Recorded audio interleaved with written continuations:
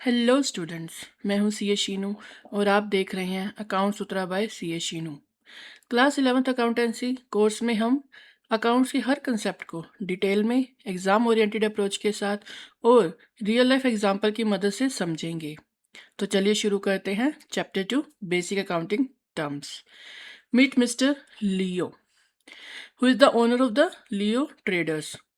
आज एक नई ग्रोसरी शॉप ओपन हुई है जिसका नाम है लियो ट्रेडर्स और उनके ओनर है मिस्टर लियो। हर दिन यहाँ नए कस्टमर आते हैं, गुड्स खरीदा जाता है और बेचा जाता है। मतलब होलसेलर से खरीदा जाता है और रिटेल कस्टमर को बेचा जाता है। मनी आती है, मनी जाती है। लेकिन क्या आपने कभी सोचा है कि इन सभी एक्टिविटीज़ को अकाउंटेंसी की लैंग्वेज में कैसे रिकॉर्ड करते हैं?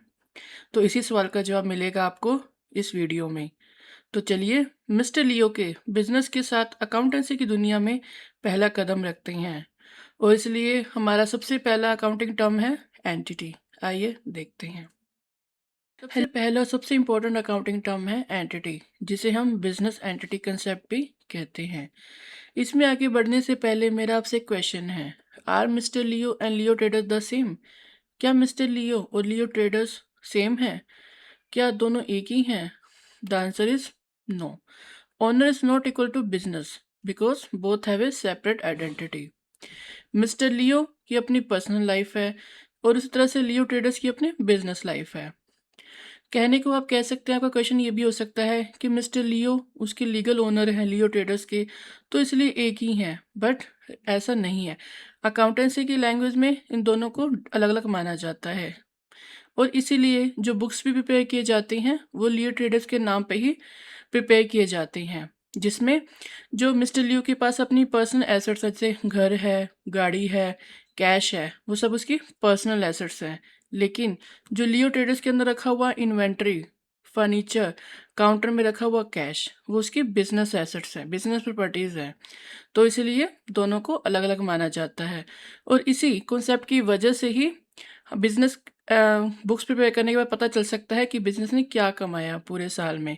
और उसी बुक्स के जरिए ही हम पता कर सकते हैं कि मिस्टर लियो ने कितना कैश पैसा इन्वेस्ट किया बिजनेस में और कितना अपने पर्सनल यूज़ के लिए निकाला। सबसे the next accounting term is business transaction.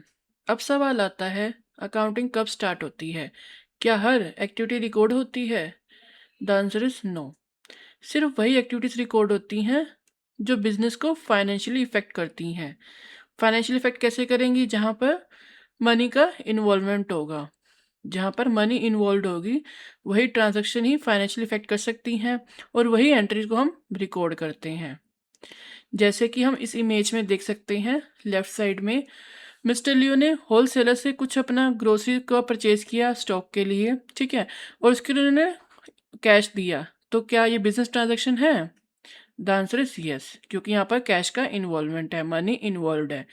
Second example है जहाँ पर कुछ कस्टमर्स को ग्रोसरी सेल की और मनी लिया, कैश लिया। तो क्या ये बिजनेस ट्रांजैक्शन है? द आंसर इज यस, क्योंकि यहाँ पर भी कैश का इन्वॉल्वमेंट है। क्या अब सवाल ये आता है कि क्या हर एक्टिविटी बिजनेस ट्रांजैक्शन होती हैं? नहीं, हर एक्टिविटी बिजनेस ट्रांजैक्शन नहीं होती हैं। जैसे कि इस इमेज में हम देख सकते हैं, यहाँ पर मिस्टर लियो जैसी मॉर्निंग में शॉप ओपन करते हैं वो मोपिंग करते हैं और जो शेल्फ्स में रखा हुआ जो ग्रोसरी स्टॉक है, ग्रोसरी है, उसको वो अरेंज करते हैं, ठीक है। और उनका जो रूटीन है न्यूज़पेपर पढ़ने का, वो पढ़ते हैं। तो क्या ये एक्टिविटी ये एक्टिविटी न्यूज़पेपर पढ़ने की, क्या ये सारी बिजनेस ट्रांजैक्शन है? आंसर इज नो, क्योंकि यहाँ पर कोई भी मनी का इन्वॉल्वमेंट नहीं है, कोई भी यहाँ पर लेन देन नहीं किया जा रहा कैश में, तो ये बिजनेस ट्रांजैक्शन नहीं है। तो इसका मतलब जो एक्टिविटी फाइनेंशियली इफेक्ट करेगी बिजनेस को, वही एंट्री को हम रिकॉर्ड करेंगे। नेक्स्ट इंपॉर्टेंट अकाउंटिंग टर्म है इज अकाउंट। अब बिजनेस में इतनी सारी ट्रांजैक्शंस होती हैं, मल्टीपल ट्रांजैक्शंस होती हैं पूरे साल में, तो अकाउंटिंग में कैसे उसे याद रखेंगे? अकाउंटिंग कहती है कि आप उसे याद रख सकते हैं बाय मेंटेनिंग अकाउंट। अकाउंट बना के आप हर ट्रांजैक्शन को रिकॉर्ड कर सकते हैं, उसे इजीली मैनेज कर सकते हैं। जैसे बिजनेस की बात करें तो बिजनेस में बहुत सारे मल्टीपल अकाउंट बना सकते हैं, जैसे cash account, purchase account, sales account, capital account, furniture account. और मल्टीपल और अकाउंट्स भी बन सकते हैं, जैसे एक्सपेंस का बन सकता है, इनकम का बन सकता है, सैलरी का बन सकता है, जिसमें हम पूरे साल की जितनी भी ट्रांजैक्शंस होंगी उसे हम रिकॉर्ड कर सकते हैं। और ये कैसे वर्क करता है, जैसे कैश से जितनी भी रिलेटेड ट्रांजैक्शंस होंगी, जैसे पूरे साल में हमने कैश में जितना भी परचेज किया, सेल किया, या कोई भी एक्सपेंस पे किया, जैसे हमने रेंट पे किया, सैलरी पे की, वो सारी जितनी भी ट्रांजैक्शन होंगी पूरे साल की, वो सारी कहाँ पर आएंगी, कैश अकाउंट में। उसी तरह से सेल्स की जितनी भी रिलेटेड ट्रांजैक्शंस होंगी पूरे साल की, वो जाएंगी अंडर सेल्स अकाउंट में। और इस तरह से जितने भी पूरे साल में परचेज किया, मल्टीपल टाइम्स हम परचेज करेंगे, सेल्स करेंगे, तो वो सारी ट्रांजैक्शन हम रिकॉर्ड करेंगे उसी के पर्टिकुलर हेड में, जैसे परचेसेस की जाएंगी परचेसेस अकाउंट में।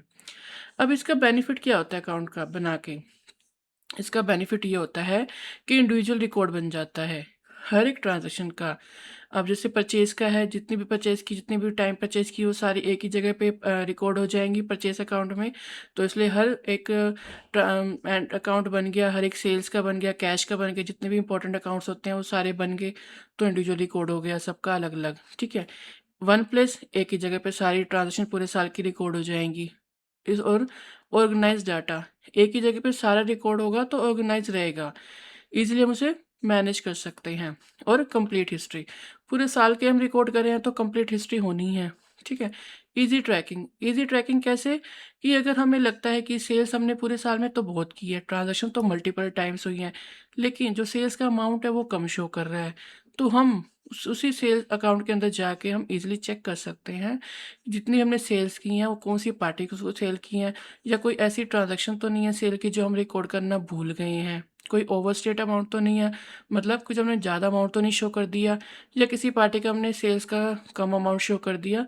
तो वो सारी हम कै सेल्स अकाउंट में जाके चेक कर सकते हैं और इजीली हम ट्रैक कर सकते हैं कि कहाँ पर गड़बड़ है। तो ये फ़ायदा है अकाउंट बनाने का। Another accounting term is capital. Mister Leo ने अपनी पर्सनल सेविंग्स में से कुछ पैसे निकाल के बिजनेस में इन्वेस्ट कर दिया, ठीक है, जो कि हम बोलते हैं ओनर इन्वेस्टमेंट, जो कि माना जाएगा अकाउंटिंग की लैंग्वेज में से क्या बोलेंगे, कैपिटल। तो ये हो गया ओनर का इन्वेस्टमेंट। अब इसमें बात आती है, क्या जो कैपिटल इन्वेस्ट की जाती है, जो भी ओनर का इन्वेस्टमेंट रहता है, क्या वो खाली कैश में ही रहता है या कुछ और भी इसमें इन्वॉल्व कर सकते हैं, इंक्लूड कर सकते हैं। हाँ जी, इसमें कैश भी आ सकता है, कोई भी और एसेट भी कैपिटल के तौर पे इन्वेस्ट कर सकता है। अब जैसे मिस्टर लियो ने क्या किया, 6 लाख कैश इन्वेस्ट किए बिजनेस में, मतलब कि 6 लाख कैश दिए लियो ट्रेडर्स को, फर्नीचर दिया 3 लाख का, कंप्यूटर दिया 1 लाख का, टोटल अमाउंट हो गया 10 लैक्स। तो अब हम ये नहीं करेंगे कि कैपिटल में खाली कैश जाएगा, नहीं, जितना भी इन्वेस्ट किया चाहे वो कैश है या नॉन कैश फॉर्म में है वो सब कैपिटल में ही इंक्लूडेड होगा। तो पूरा का पूरा 10 लैक्स है, ये जाएगा अंडर कैपिटल अकाउंट। तो कैश भी इन्वेस्ट हो सकती है और एसेट भी इन्वेस्ट हो सकते हैं। बिजनेस रिसोर्सेज कैसे है ये, बिजनेस को रिसोर्सेज देंगे तभी तो सेटअप होगा कंपनी, तभी तो शॉप ओपन होगी। क्योंकि देखिए कोई भी बिजनेस स्टार्ट करना उसके लिए कैश चाहिए होता है, जब तक कैश नहीं होगा तब तक वो सेटअप कैसे होगा, स्टार्ट कैसे होगा बिजनेस। बिजनेस रिसोर्सेज होंगे तभी तो वो सोच सकते हैं बिजनेस को स्टार्ट करने के लिए।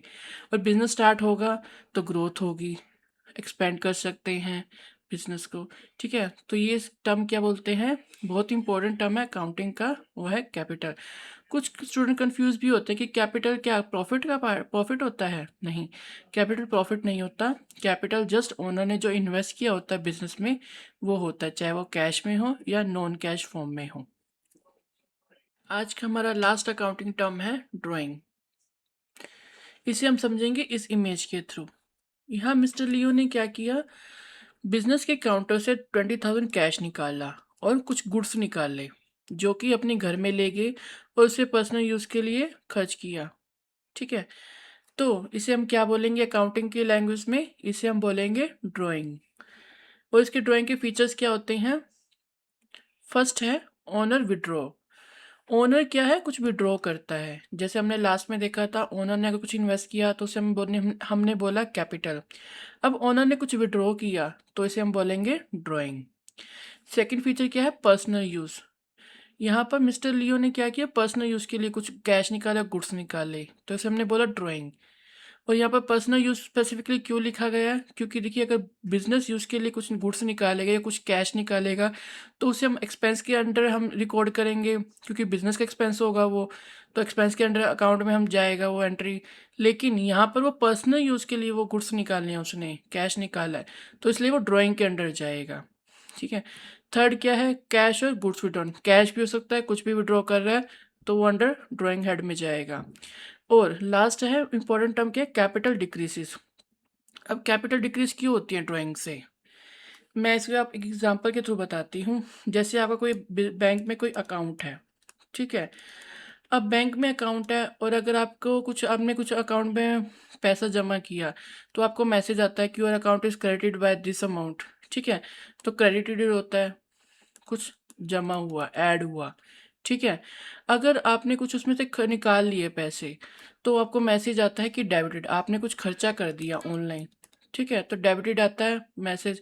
तो उसमें क्या होता है, आपका कैश का बैंक बैलेंस क्या होता है, कम हो जाता है। ठीक है। बैंक में पड़ा हुआ जो बैलेंस है वो कम हो जाता है, उतने अमाउंट जितने अमाउंट आपने निकाला।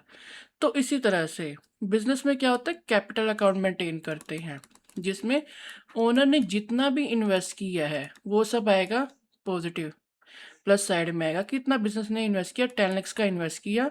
ठीक है। अब इन जो ओनर है उसने क्या किया, अपने पर्सनल यूज़ के लिए 20 लाख निकाल लिए, ओ सॉरी 5 लाख निकाल लिए। ठीक है। 5 लाख निकाल लिए, तो यहाँ पर क्या आएगा, अपोजिट साइड आएगा, माइनस आएगा। ठीक है। बाकी कितना बचा, 5 लाख। तो 5 लाख का आज की डेट में क्या है, कैपिटल में ओनर की इन्वेस्टमेंट पड़ी है। ठीक है। तो इसलिए क्या बोलेंगे हम, जो ओनर ने इन्वेस्ट किया इसको तुम बोलेंगे कैपिटल, लेकिन जो ओनर ने जो विड्रॉ किया उसे हम बोलेंगे ड्राइंग्स, जो कि कैपिटल अकाउंट के अपोजिट साइड में रिकॉर्ड होता है, क्योंकि ये कैपिटल को डिक्रीज कर रहा है।